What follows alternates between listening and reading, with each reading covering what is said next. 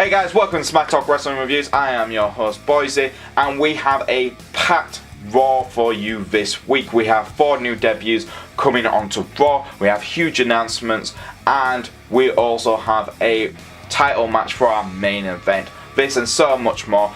Let's get ready, let's hit the music.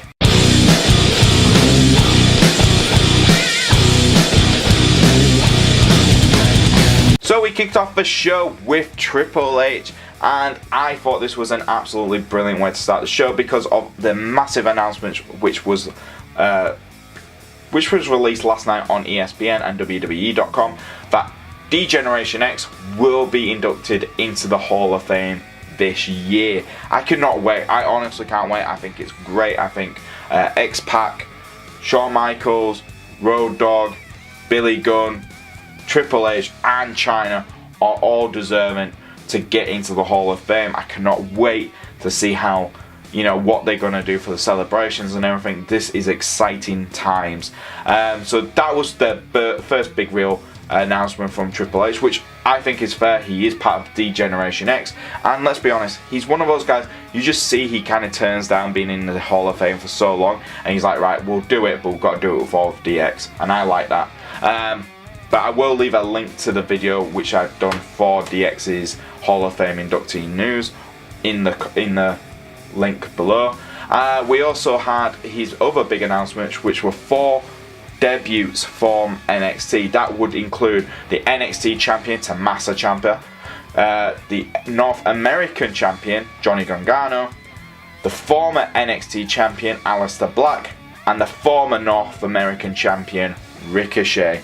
This is a massive announcement, and a lot of people were confused. Is this call-ups? Are they getting called straight up to the main roster, or is it for one night only?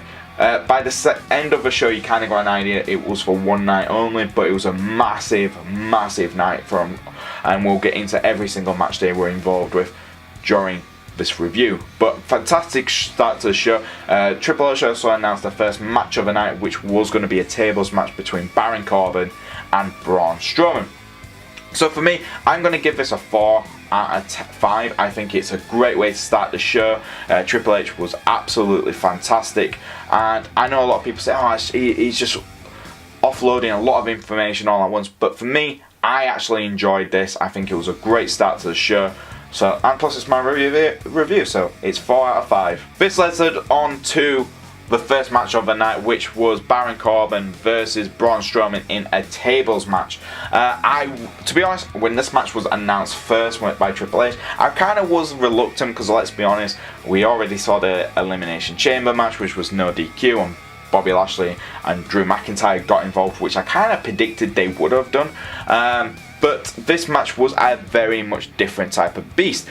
For me, it was a lot better than what we got at Elimination Chamber because of several things. Braun Strowman selling on the rib injuries, which he got during the Elimination Chamber match, was fantastic. Braun doesn't have to usually sell, but in this case, when he did have to sell these injuries, he actually did a fantastic job for me. And it's nice to see that a big man like himself, who doesn't usually sell, was able to do it, and that's a big thing. If he's able to sell as well as he did, that gets the audience more intrigued. Like, is he going to be able to? Is Baron Corbin going to manage to get another win? This is things which was going through my head while watching the match. Baron Corbin himself was absolutely brilliant. He played the heel tactics absolutely well, attacking the ribs, going for the ribs, making sure every time he attacked Braun Strowman, he made sure it was at some point on his body, especially the core part of his body, which was injured. And that was the bigger question. How are either man going to get one through the table? With Braun Strowman, his ribs were the injured points. So that means his core strength was very much damaged. Braun Strowman had no way of lifting at some points. Baron Corbin, on the other hand, how is he going to lift or put Braun Strowman through a table? These were questions we had to ask. It was a really good match, and both men really did their job really well, but Braun Strowman did get the upper hand finally and power slammed Baron Corbin through a table and getting the victory. The best part, so for me, this was a brilliant match, well put together. Both men did a great job. I'm going to give it a 3 out of 5. It was a lot more entertaining than the Elimination Chamber match, and I was a bit surprised that both Bobby Lashley and Drew McIntyre didn't come back out to help Baron Corbin yet again, which is interesting. I know what you're thinking, hold on, but it's 50-50 booking, and we don't like 50-50 booking. Sometimes when you get a match like this and you allow the superstars to actually tell a story in the match, which they did, it doesn't matter if it's 50-50 booking. We also had Paul Heyman come out after the match to do a video about Brock Lesnar, but I'm not really going to get into that because end of the day it's a normal WWE produced video which just tells the career story of Brock Lesnar, but by WWE's ideas. So for me, best bit about it was Braun just holding Paul Heyman and Paul struggling and saying he can't breathe. So like I said again, it's a 3 out of 5 for the match itself. Next up, we had our newly crowned Intercontinental Champion, Finn Balor. He came out to celebrate his victory over Bobby Lashley and Lio Rush. He had a bit of a it's been a while since I've held the title, and I think everyone was like, yeah. It's like a little shot to the management, like, yeah. He's kind of deserved it for some time. It's finally nice to see you guys give it to him. He was interrupted quite quickly by Lio Rush, who told him he does not deserve to be the Intercontinental Champion. And next thing we know, Bobby Lashley comes out of nowhere and starts attacking Finn Balor from behind. Ricochet comes out, he helps Finn Balor, taking out both Lio Rush and Bobby Lashley, and that leads to our second match of the night, which was a tag team match, which was Bobby Lashley teaming up with Lio Rush, taking on the new Intercontinental Champion Finn Balor and the NXT debut of Ricochet. When I say NXT debut, I meant Raw debut for NXT Superstar. You guys know what I mean. But yes, this was an absolutely brilliant match. Again, Ricochet showing off exactly why he's one of the most over superstars on the NXT roster. He was absolutely brilliant. I wish he got to show a lot more what he can do in the air, but this is WWE, and Vince is watching. He's probably watching and going, Hunter, what's he doing? Why is he jumping everywhere? I do not do this jumping on my show. You can do it on your flippy shit on your channel, but that's not on my show. That's how I expect Vince McMahon to react to Ricochet. But yeah, Finn and Ricochet had a good partnership. Back in my head, when they announced Ricochet was debuting, I was like, oh, please come out when it's Finn Balor. Just have a match against Finn, that would be brilliant. But having him team up with Finn is, second best for me. I really enjoyed this match. Ricochet, like I said, he got to show off his skills. He did get the pinfall for the victory. Lio Rush, again, getting pinned.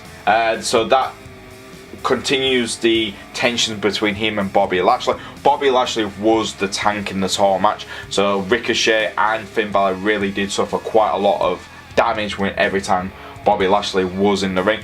Finn Balor looked really good again against his, well, let's be honest, his rival partner Bobby Lashley, and it was a good victory for the babyfaces in this match. I'm going to give this a 3.5 out of 5. I think it was a great debut for Ricochet. I think it was a great show out for Bobby Lashley, again looking really strong but losing, and it continues this kind of what's going to happen with Lio Rush and Bobby Lashley storyline, as well as is Lio Rush and Bobby Lashley going to have another opportunity to get the Intercontinental Championship back from Finn Balor. We'll have to wait and see, but really entertaining match. Next up, we got another tag team match, which was Curt Hawkins teaming up with Zack Ryder to take on the Lucha House Party. Really kind of surprised to see Zack Ryder and Curt Hawkins on TV, but a nice surprise. I'm not going to lie, I was surprised, but I was happy to see him on there. The Lucha House Party, again, I am entertained by these guys every time they're on the show. They are fun, they're exciting to watch, and they are able to throw off moves, which is impressive. It did look like Hawkins was going to finally break his losing streak, but again, no, that did not happen. He was unfortunately pinned. Zack Ryder and him have still not been able to get the monkey off his back. But hopefully at some point he will be able to get a victory. I bet that is going to be, if WWE do it right, and if it tell a really good story between Zack Ryder and Hawkins on how he gets his losing streak over and done with, it could be a great story. But it's just, right now the Raw Tag Team division is so thin. There's not a lot of competitors who you could see them beating right now. And to be honest, out of the two teams who were competing in this match, it looks more and more like the Lucha House Party are going to be the next ones to go up against the Revival at some point, than it is going to be Hawkins and Zack Ryder. So for me, what am I going to give it a score as? Well, it was a difficult one, but I think it's 2.5. A good story, it could be built onto these guys, but it has to be done right.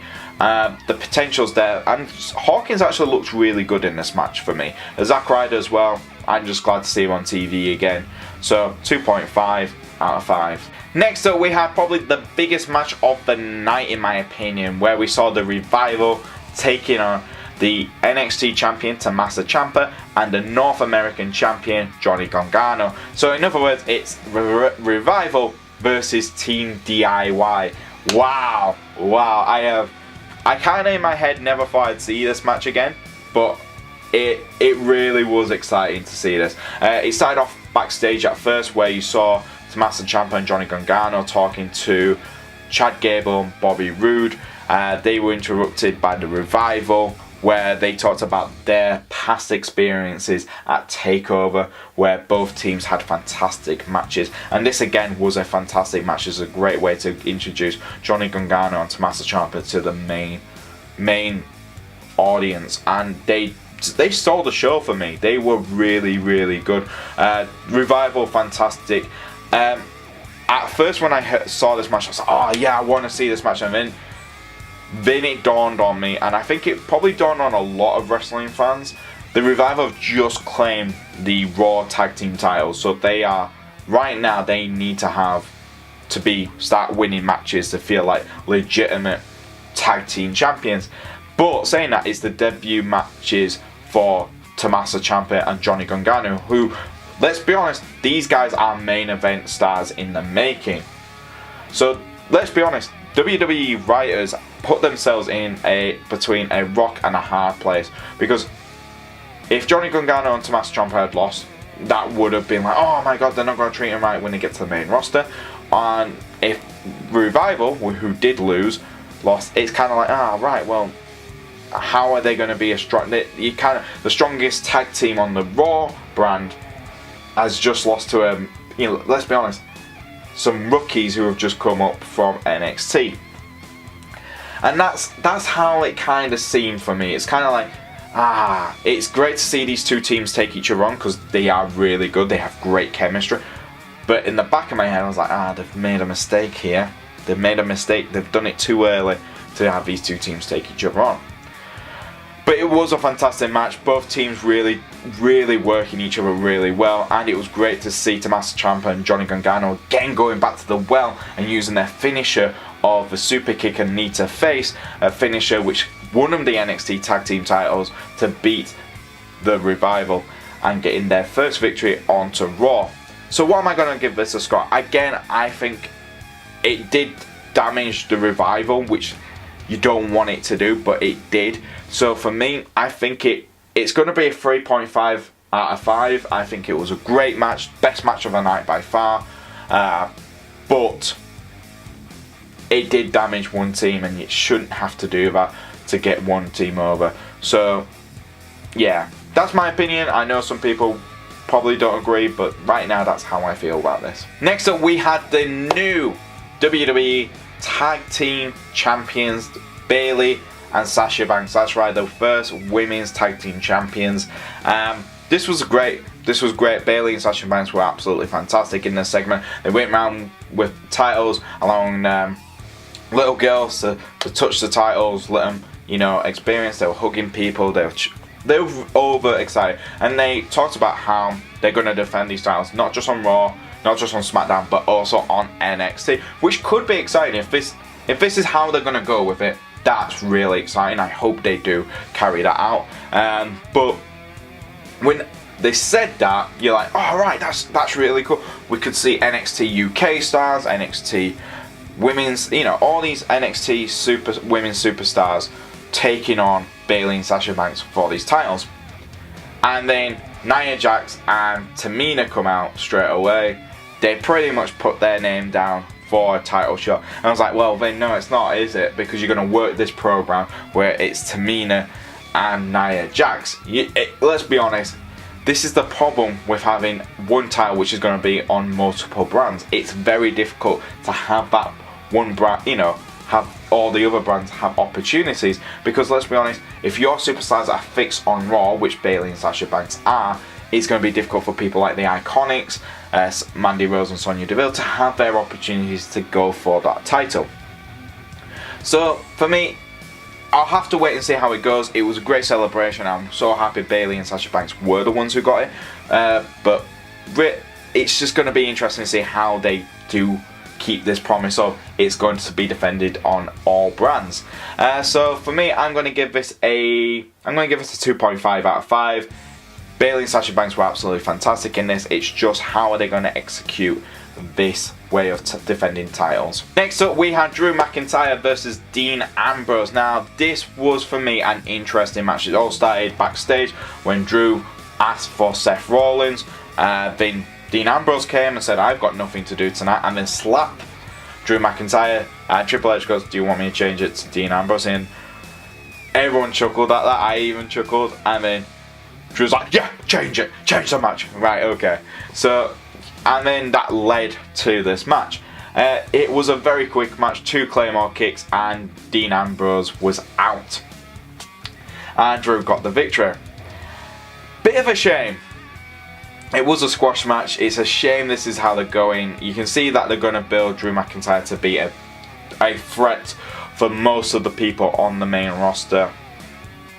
But let's be honest, we all know this is most likely going to lead to Braun Strowman versus Drew McIntyre at WrestleMania. And it just shows that WWE don't know what they're going to do with Dean Ambrose in his remaining couple of months with the company. And that is a shame. That is a shame. Dean was really good in the backstage bits. So yeah, Dean got beaten. And then there was a backstage bit where Seth's doing an interview and Dean just comes behind him. And Seth just goes, what do you want? And he goes, why were you? Where were you? And he goes, have you lost it? Have you obviously with talking about the feud they've had recently and everything which has gone on there. And Dean just laughs and walks away. It's like, what is going on with Dean Ambrose? I really wished I knew what was going on with this Dean. If Dean Ambrose is leaving, like they've reported he has, you know, because WWE done that statement, Dean Ambrose is leaving the company and all this lot, but still using him. Let's be honest, he's still on TV quite a lot, but he's losing all the time. And now he's become like, again, like his original Dean Ambrose character. Is this all a work, or is this just to destroy his credibility? I have no idea. But until we find out, until after WrestleMania and we find out what really is going on, I'm going to give this just a 2 out of 5. Really, really disappointed that Dean Ambrose is just being used this way, because they could be using him so much better. But like a lot of people said, until Dean leaves, it's most likely this is how he's going to be used. So yeah, 2 out of 5. Next up, we had Elias versus Aleister Black. Now, this all started with Elias wanting to do a performance, and then he ranted about how no one respects him. No one in WWE respects him as an artist. Then he was interrupted yet again by Aleister Black. He comes out and he cuts a fantastic promo. And this is what really killed the show, because it was going on throughout the whole night. The crowd were dead. I don't understand what was going on with this crowd. They were just so silent. There was so much good stuff going on and so many great matches. And it was just it seemed like, oh yeah, this is great, yeah. What time's the next boss? That's what it felt like. It felt like everyone was waiting. Oh yeah, this is really good, but I've got to go home soon, and that's how it was. The crowd just Aleister Black had a fantastic match, and he had a really good match against Elias. It was a good work between both men. It allowed Elias to shine as well without destroying his reputation. Both men selling each other's techniques and skills. Aleister Black coming off looking stronger with the finisher, and it was just a really good match between two superstars who have very similar striking abilities, which I think really works for me. For me, out of all the guys who did their debut that night, I think Aleister Black could be the guy who could just literally just stay on Raw now and just go, right, see you guys, I'm going to stay here now, I'm going to start challenging for titles, and he would feel like a natural fit. But again, it was a good showing from Elias. Elias is one of those guys you can understand why WWE creative use him when it comes to, like, you know, new call-ups and stuff, in him being used as a worker. Yeah, he gets the best out of most people, and he just gets to showcase exactly why he's good as well. I'm going to give this a 3.5 out of 5. Again, a really good showing from the NXT debuts that night, but it's just the crowd which, again, just disrupted the matches in my opinion, because they were just so dead. Last but not least, we got our main event, which was Ronda Rousey versus Ruby Riott. This is a rematch from Elimination Chamber. Ruby Riott having her Riott Squad with her, and Ronda Rousey all taped up after her attack from Becky Lynch at Elimination Chamber. So they were selling this as, oh well, Ruby could take advantage of his injuries. It wasn't going to happen. Again, I was not really interested in this match at all. I knew the outcome from the start. Yes, the Riott Squad got involved a few times. They helped Ruby Riott get away quite a few times, and Riott had two big opportunities to actually get the pinfall, but this is when WWE writing creative. I have no idea why they write Ronda as such an OP character, overpowered character, is because I just can't work it out. She kicked out of 2 Riott kicks. That's Ruby Riott's finisher, so she managed not just to hit her once but twice. So for me, that's like, well, you've already taken critical hit once, so you can take another critical hit. There you go, you should be now. No, nah, I'm fine. And she still managed to take out Liv Morgan and Sarah Logan after her match. So it was kind of like, oh, for God's sake, what's the point? What's the point? You've just literally, again, just buried Ruby Riott. Not just Ruby Riott now, but her finisher as well. So like the night before, where they kind of buried her in like 2 minutes, they kind of buried her, let her have a longer match, but oh yeah, your finisher's crap, so yeah, that literally destroyed her own finisher now. I'm going to give this a 2 out of 5. I don't understand why we had another match between these two. Creative, you know, the way they've already booked Ronda Rousey, they might as well just let her do what Brock Lesnar does, stay at home until it's WrestleMania, because that's all they're going to do now. Because whoever else is going to challenge at Fastlane for the Raw Women's Championship might as well not turn up, because it's that boring watching Ronda Rousey matches until we get to WrestleMania, and hopefully that's her last match. I know it sounds really, like, I think she's really improved, and yeah, she did a jump from the top buckle, and that was great, that was awesome. You don't often get to see Ronda Rousey doing high fly moves, but most of her matches, when it's people who aren't Charlotte, who aren't Becky, who aren't Sasha, who aren't Bayley, it's kind of boring. She's really not, I don't know if it's her or creative, but they just don't care enough. And again, I have to rant about Ronda Rousey because people go, oh, she's really talented, she's one of the best rookie years ever. Yeah, she's had a fantastic rookie year, but don't get me wrong, she's been booked like Brock Lesnar, where she can just pretty much go through all the roster and go, oh yeah, that's it. And after a while, it gets boring. Look at Ronda Rousey's winning streak. She's had a good winning streak. She's lost one match, which was a tag team match, but she hasn't lost a singles match. Look at Asuka. Asuka had a fantastic streak. Her matches weren't ever boring. She could compete, she could have handicap matches, but it was all about the storytelling of how would Asuka compete against this handicap, or how would she get past this opponent. She took on Nia Jax, she took on Bayley, who was a crowd favourite. She took on the Iconics at the same time. She took on Nikki Cross in, a street fight. all together telling great stories. Ronda Rousey doesn't do that in her matches, and it's really boring. There you go. That's my rant over with. Yeah, it gets a 2 out of 5. I was not interested at all. And there you go, guys. That was Raw for this week. What do I think? I thought it was a good show. I think the NXT debut matches were absolutely brilliant. I think everything else was okay, apart from the Ronda Rousey stuff. But yeah, everything else was good. Entertaining match. We also had some really good, interesting bits and really stupid bits as well. Kevin Owens, I will talk about in a second. We did have Lacey Evans and Heavy Machinery. They had an interview. They got interrupted by Lacey Evans. She did a stroll down the ramp, came back up. Heavy Machinery did a bushwhacker version of the same thing, and they all laughed and they cut. I have no idea what all that was about. And then we had Kevin Owens doing an update video. Yeah, again, I really like the Kevin Owens video updates. Like, he dropped his phone during it, and I thought this was great. I mean, like, he's halfway talking about how he's hungry to get back to fighting, and his kid turns up with the popcorn, and it's just like you're watching Kevin Owens' Days Out, and it's great. It's like, oh, I went bowling. Oh, he's gone to the cinema, and it's like. But it's not just that, it's the stuff as well. And it's like, his kid's going, he goes, where's my change? Oh, it's not. I give you a 20. And that's the only thing in my head when I was watching this, throughout the whole show after watching the Kevin Owens bit was, did Kevin ever get his change back? That was it. That was that just makes you love Kevin Owens even more, and you cannot wait to see him come back. What am I going to give the show on its final score? I think Raw was really good. I think everyone really did a fantastic job. I really am going to give this a 3 out of 5. 3.5 out of 5. I think it was a really good show.